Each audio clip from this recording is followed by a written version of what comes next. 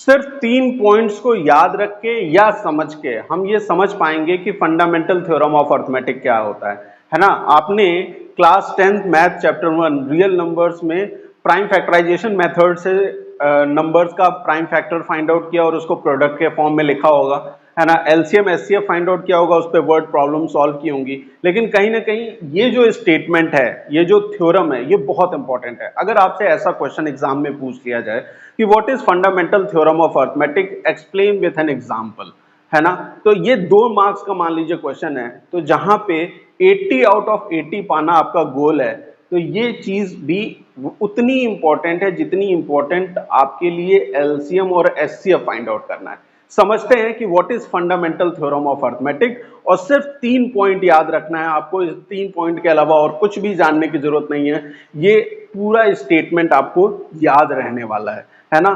तो स्टेटमेंट अगर हम एनसीईआरटी की बुक को फॉलो कर रहे हैं, वैसे आपको एनसीईआरटी की बुक फॉलो करनी चाहिए क्योंकि बहुत इंपॉर्टेंट है, उससे डायरेक्ट क्वेश्चंस भी पूछे जाते हैं आपके एग्जाम में, है ना। तो एनसीईआरटी के पेज नंबर 3 थ्योरम नंबर 1.1 है ये, और क्या कह रहे हैं इस फंडामेंटल थ्योरम ऑफ अर्थमेटिक में कि एवरी कंपोजिट नंबर, सारे composite numbers can be expressed as the product of its prime. This prime factorisation is unique apart from the order in which the prime factors occur. ये statement है ना। Statement क्या कहती है, कैसे याद होगी वो भी मैं आपको बताऊंगा, लेकिन स्टेटमेंट में सिंपल सी एक बात है, कंपोजिट नंबर की बात हो रही है ना। कंपोजिट नंबर की, है ना। और कंपोजिट नंबर क्या है कि कोई भी कंपोजिट नंबर को हम एक्सप्रेस कर सकते हैं as the product of its prime, है ना। प्रोडक्ट मतलब मल्टीप्लीकेशन के फॉर्म में रहेगा, प्रोडक्ट ऑफ इट्स प्राइम्स, है ना। प्रोडक्ट ऑफ इट्स प्राइम, जो भी इसके प्राइम फैक्टर्स आएंगे उनको मल्टीप्लाई करके लिखना। Product of its prime factors या प्रोडक्ट ऑफ इट्स प्राइम का मतलब कि जो भी प्राइम फैक्टर्स आ रहे हैं उनको मल्टीप्लाई करके लिख दीजिए।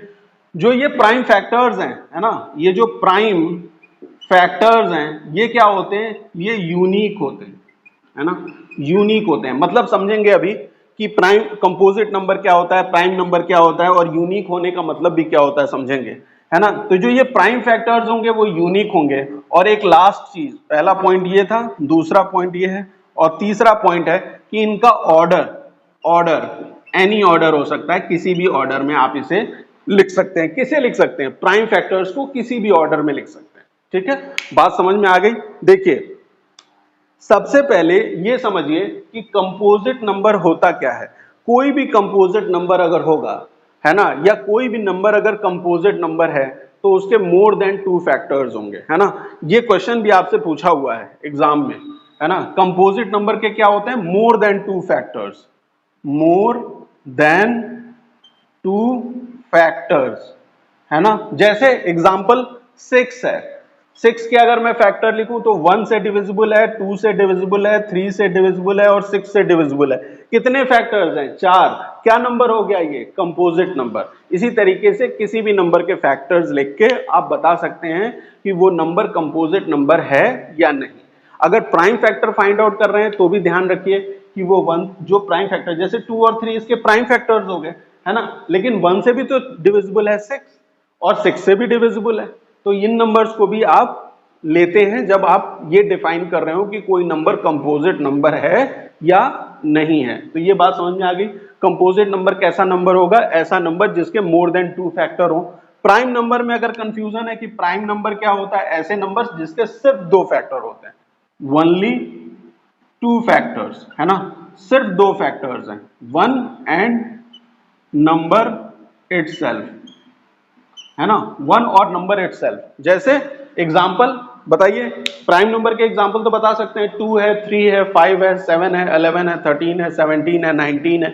ये सब किसके एग्जांपल हैं, प्राइम नंबर्स के एग्जांपल हैं। ये नंबर या तो 1 से डिविजिबल होते हैं या तो नंबर इटसेल्फ, मतलब जैसे 2 की अगर बात करें तो 2 या तो 1 से डिविजिबल है या तो 2 से डिविजिबल है, इसीलिए उसे हम प्राइम नंबर कहते हैं। तो composite number more than 2 factors और प्राइम नंबर सिर्फ 2 फैक्टर्स होते हैं। कंपोजिट नंबर को आप लिख सकते हैं प्रोडक्ट ऑफ इट्स प्राइम, है ना, प्रोडक्ट ऑफ इट्स प्राइम।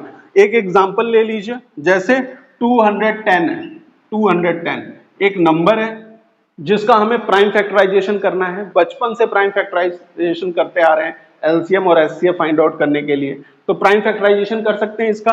2 से करेंगे, 2 से 1 टाइम, 2 1 जा 2, यहाँ पे डिवाइड नहीं होगा तो 0 और 2 5 जा 10।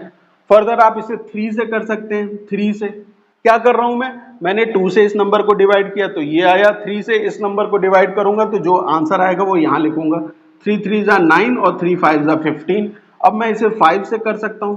5 से 5 7 जा 35 और फिर 7 से किया तो 1 टाइम, है ना। ये हो गया इसके प्राइम फैक्टर्स। तो ये प्राइम फैक्टर्स 210 को आप लिख सकते हैं, 210 को आप लिख सकते हैं प्राइम फैक्टर्स के प्रोडक्ट के फॉर्म में। प्रोडक्ट मतलब 2 का मल्टीप्लीकेशन 3 में, 3 का 5 में, 5 का 7 में, 2 इंटू 3 इंटू 5 इंटू 7, ठीक है, कंपोजिट नंबर। और ये क्या हो गया, उसका representation in the form of product, है ना, प्राइम फैक्टर्स के प्रोडक्ट के फॉर्म में रिप्रेजेंट कर दिया या एक्सप्रेस कर दिया, बात एक ही है, ठीक है, क्लियर, समझ में आ गया।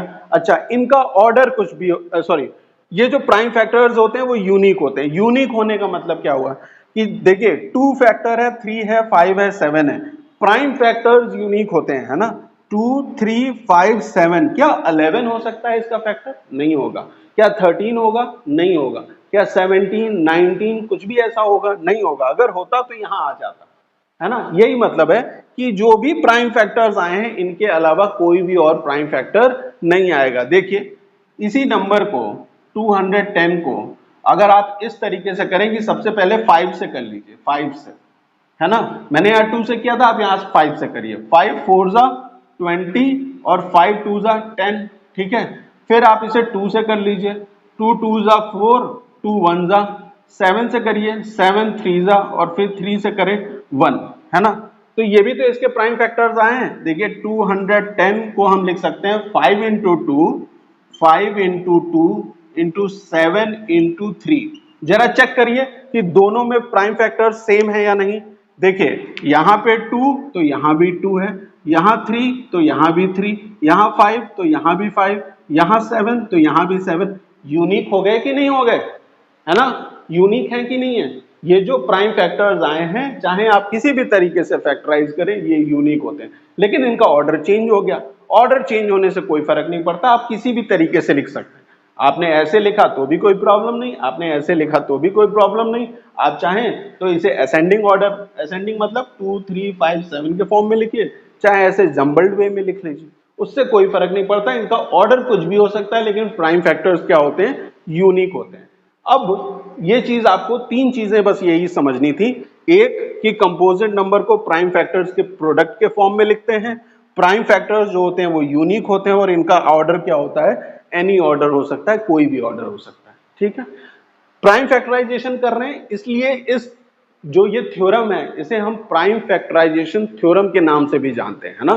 क्या है ये, प्राइम फैक्टराइजेशन मेथड, है ना, प्राइम फैक्टराइजेशन मेथड। बेसिकली इस थ्योरम को हम प्राइम फैक्टराइजेशन मेथड के नाम से भी जानते हैं, ठीक है। अब रही बात कि ये याद कैसे होगी, आपको ये स्टेटमेंट पढ़नी है, 2 तरीके हो सकते हैं याद करने के। एक, या तो आप इसे याद कर लें या तो समझ लीजिए, है ना। अगर आप स्टेटमेंट्स फ्रेम कर सकते हैं तो ये 3 स्टेटमेंट अगर आपको पता है तो आप ऐसी स्टेटमेंट फ्रेम कर सकते हैं, कोई प्रॉब्लम नहीं है।